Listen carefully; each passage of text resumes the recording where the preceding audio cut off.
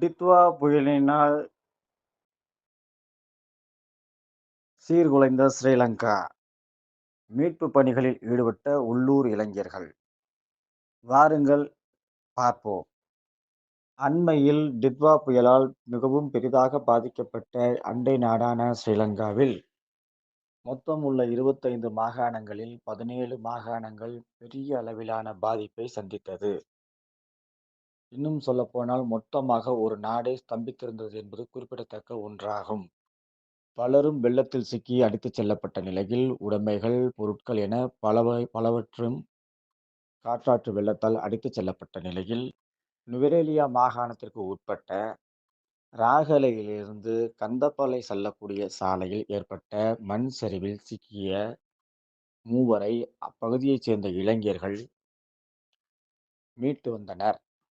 இது அங்கு காண்போரை கண்கலங்க வைத்தது. பல்வேறு பகுதிகளில் மீட்பு பணிகளில் இந்திய விமானங்கள் மற்றும் ஹெலிகாப்டர்கள் முழுமையாக பயன்படுத்தப்படக்கூடிய சூழலில் நிவாரணப் பொருட்களும் வழங்கப்பட்டு வருகின்றன. பல்வேறு இடங்களில் முகாம்கள் மற்றும் கோவில்களில் பாதிக்கப்பட்ட மக்கள் தங்க வைக்கப்பட்டு நிவாரணங்கள் வழங்கப்பட்டு வருகின்றன.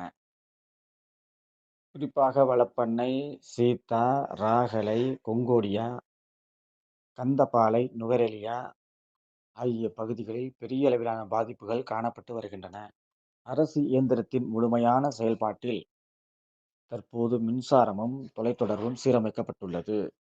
நிவாரண முகாம்களில் தங்க வைக்கப்பட்டுள்ளவர்களுக்கு பொதுமக்கள் மற்றும் தன்னார்வலர்கள் மற்றும் சமூக ஆர்வலர்கள் அரிசி, பால் மாவு, உடைகள் மற்றும் பெட்ஷீட் உள்ளிட்டவையை தாமாக முன்வந்து வழங்கி வருகிறார்கள். இது ஒரு புறம் இருக்க, இளைஞர்களின் தீவிர முயற்சியால் சாலை போக்குவரத்தும் சீரமைக்கப்பட்டு வருகிறது. இருப்பினும் முழுமையாக சீரடைய இன்னும் நாட்கள் ஆகும் எனவும் கூறப்படுகிறது. பொதுவாக நுவரெலியா மாகாணத்திற்கு உட்பட்ட ராகலை மற்றும் வலப்பண்ணை, கந்தப்பளை பகுதிகளில் கனரக வாகனங்களுக்கு அனுமதி இல்லை. சிறிய ரக வாகனங்களே இயங்கி வருகின்றன. இதேபோன்று யாழ்ப்பாணம், கண்டி, கொழும்பு ஆகிய பகுதிகளும் பெரிய அளவில் பாதிப்படைந்துள்ளது என்பது குறிப்பிடத்தக்கது.